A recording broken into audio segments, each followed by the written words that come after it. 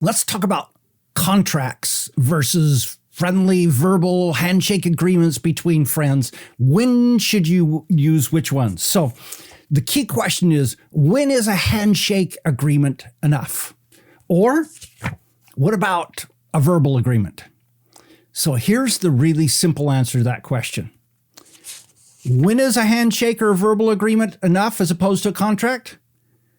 Never. Yeah, I know. Here's what happens. Contracts cost money. They take time. They bring lawyers into the mix, and none of us really like to bring lawyers into the mix. But you know what? One of the things I learned, and my wife taught it to me, at one point I had a whole bunch of agreements that kept getting broken because they were friendly verbal agreements, not contracts. And she put down her foot and she said, Don, you never do anything without a contract again. And you know what?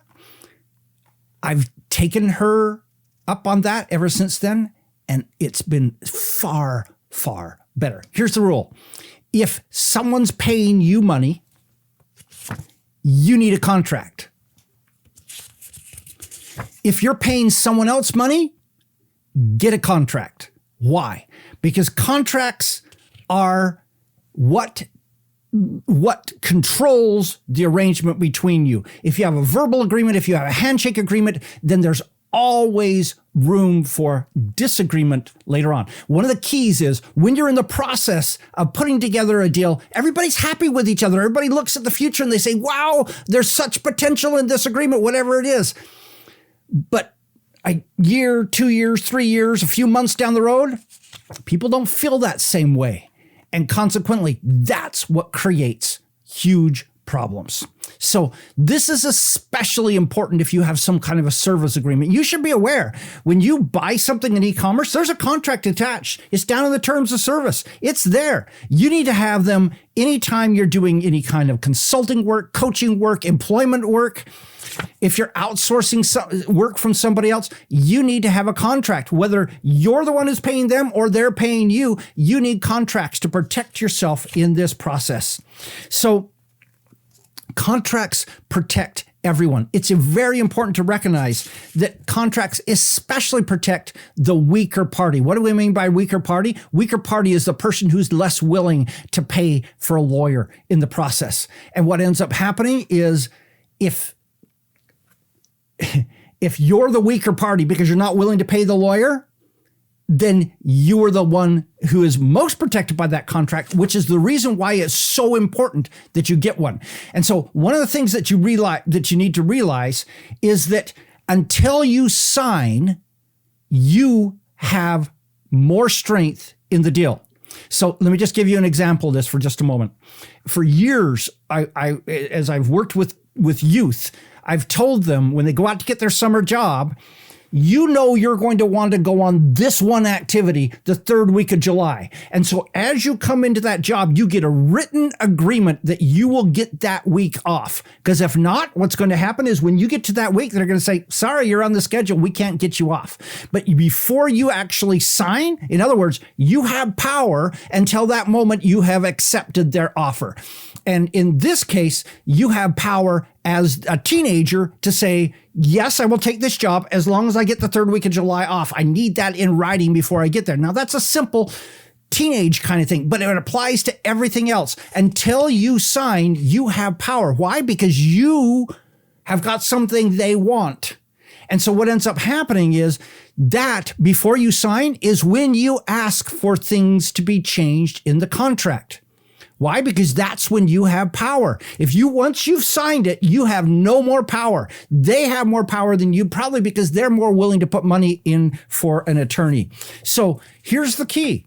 If they send you a contract and you don't like something on it, get it fixed before you sign. That's really important. Next, if they want you to do something for them, to offer them coaching, consulting service or something like that, you write the contract. Why? Because the person who writes the contract controls the contract's terms. And what happens is if you don't write the contract, then somebody else is controlling the terms of that contract. And then you have to negotiate with them. But if you are the one who takes the action first and actually writes that contract, what ends up happening is the terms tend to work out in your favor, because most people don't like lawyers and most people don't understand contracts and most people just want to get on with the deal. But if you've written the contract, you put in the clauses that you want to have and the conditions that you want to have. And so you're controlling the deal. Always work from the position of power. And I'm not saying be ruthless or be inconsiderate or anything else like that, but that is a moment when you have power. Use that power at that moment. Best, always use your contract if it's possible. So if the two of you are talking about something and somebody says, who should draw up the contract? You raise your hand. You say, I'll do it. Why? So you can have control. Okay, let's talk about some key contract terms you want to make sure are in the contract and that you look at and pay attention to them. These are not in a priority order, but actually the first one is the single most important part of a contract is how to dissolve the relationship. Because as I said, when you are just starting the relationship, everybody's happy with each other. When you're trying to break up, then everybody's unhappy with each other. That's when lawsuits happen. And so if you, at the very beginning of the relationship, think clearly and get agreement between the two of you, you say, hey, I'm not planning to ever break this agreement, but if this agreement ever needs to be broken, let's figure out the conditions for breaking it right now. And I strongly suggest you include details. So oftentimes, this happens when you're going to partner with somebody. So the two of you are both going to do something. You're going to split the revenue somehow.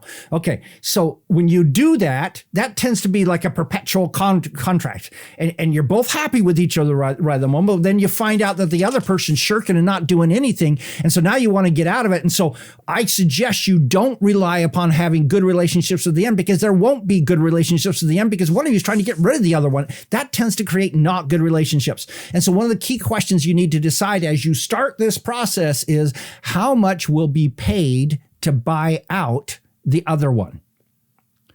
So this is key. And how much will be paid to buy out the other one, and who will own, like the customer, who will own the email list, who will own the course you created, who will own all the different elements in that process of breaking up needs to be decided in advance. Yeah, I know. It's the equivalent of getting a prenup before you go into a marriage. But you know what? It makes a ton of sense. If you've ever been in a contract that's dissolved, you need to have all those things determined in advance. Okay, so that's the first one. Figure out how you're going to break out. Put that into the contract. Next, this concept of binding arbitration. So binding arbitration means, hey, we're not going to go to court. We're going to go to this cheaper thing, which is called binding arbitration, where legal professionals sit, listen to both sides of the case, and make a decision. And both parties have agreed in advance that whatever they decide is going to be the solution. What that does is it saves you thousands, tens of thousands, oftentimes hundreds of thousands when you do that. Binding arbitration for most of us at most times is the thing we should have in our contract. We don't want to be going to court because we don't have the cash to be able to pay an attorney $1 million to go solve this court case for us. Try to get binding arbitration into the deal. It just makes a lot of sense. Next, what if they don't pay? You need to have some penalties for non-payments put into the contract. Oh, but they'll pay. I trust them. Well, you know what? They may not. And so you need to have significant penalties in there so that they are incentivized to pay your bill instead of the other bills. And somebody's not going to get paid this month. You want your bill to be the one that gets paid. Write it into the contract so that your bill, so that they've got a 20% interest rate or something like that if they don't pay yours. So they'll pay yours, not the other guys. Next, a key piece. Non-enforcement of a piece of the contract doesn't invalidate the rest of the contract. So let's say you've got a contract about when they pay and you give somebody a break 1 month and you say, okay, you can pay 15 days later, whatever. If you don't have this kind of element in your contract, what ends up happening is that could technically invalidate the entire contract. And so nothing applies because you allowed somebody to delay their payment by 15 days. Next, a lot of us who do consulting or things like that put in an automatic renewal thing in it, which basically says, hey, if you don't let me know 30 days before the end of this contract, then the contract automatically renews at the price already stipulated in this contract. This is great because then you don't have to renew, you don't have to go back and renegotiate everything. But what happens if a year from now you actually want to get paid more? Well, you may want to put that into these automatic renewal conditions associated with that. Next, this concept of governing law. You've got to put that in there so that you don't end up signing a contract with somebody in Serbia.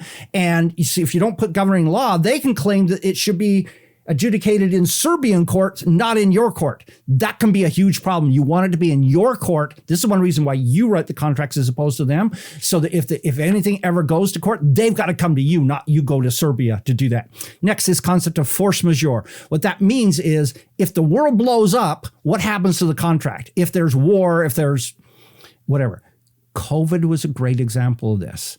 I was involved with a company that wrote amazing force majeure contracts on it. And what it enabled them to do is, I think every single one of their clients, maybe not one or two, were able to get out of the contract because they had written in a good force majeure contract. And it would have cost them, in some cases, hundreds of thousands of dollars for something that they never got because COVID happened. You need to have a good force majeure contract phrase in your contract. Next, cancellation penalties. What happens if either side cancels the contract? Here's the way I like to do it. I like to make it so that if they cancel the contract, there's penalties. If I cancel the contract, there's no penalties. Why? Because that gives me an out. If I find out they're a bad customer, I want to get rid and I want to fire them. It happens. Trust me, it happens. You sometimes want to do that. I don't have a penalty to cancel the contract, but they do. That gives you additional flexibility you will not have otherwise. Next is a thing called an amendments clause. What this means is if you change anything in the contract, it has to be done in writing and signed by both parties. And it doesn't invalidate the rest of the contract. This is a key element to put in it. Next, who pays attorney's fee if we ever have to do anything? Even if we go to binding arbitration, who you dictate in advance, this is what the attorney's fees are involved in that. So let's just say you say, hey, if we have a problem, we're going to go to binding arbitration. And then you say, and whoever wins that will get attorney's fees from the other party up to $6,000 or something like that, so that they can't just go run up $100,000 in attorney's fee and all of a sudden it's on your out of your pocket. Next, a confidentiality or NDA. Actually, it's an and. You need to have both of these. Oftentimes an NDA, a non-disclosure agreement, tends to be a separate agreement than the contract. But either way, you need to have something about confidentiality in there, because oftentimes you're going to be seeing their data, they're going to be seeing your data, and you just don't want people to be sharing that data and those secrets and those kinds of things out to the rest of the world. Next, limited liability. So this way you are guaranteeing that if they get sued, you can't be pulled into the lawsuit, or if you do get pulled into the lawsuit, they will defend you in that lawsuit. And so this is really important to have. Okay. I just gave you a long list. It's not an exhaustive list. An attorney will help you. This is the reason why I suggest you actually work with a lawyer in creation of your contract. So let's say you coach people. You may want to work with a lawyer, get a contract that you can then just go in and fill in when it starts and what the name is and the amount, that kind of thing. But you've got the foundational contract blank that you can use over and over again. Why do you do this? Because it's worth it. Attorneys can help you not get bitten by other attorneys in the future. And then finally, one more rule about contracts. No work, no payment until it's signed. So you won't do any work for them. You won't pay them a cent until contracts signed by both parties. This is important, because if you don't, what ends up happening is that somebody never signs the contract. And when one person doesn't sign, you have no contract. Okay, I'm not a lawyer. You should take everything I just said and pass it by a lawyer. What I just said, there's some wisdom in it. I probably said something wrong. An attorney is a valuable thing to have, to use. We don't like paying them, but they can protect you from getting sued and getting all kinds of problems. I strongly suggest you use contracts regularly in your business. This is Don Crowther saying, just go do this stuff.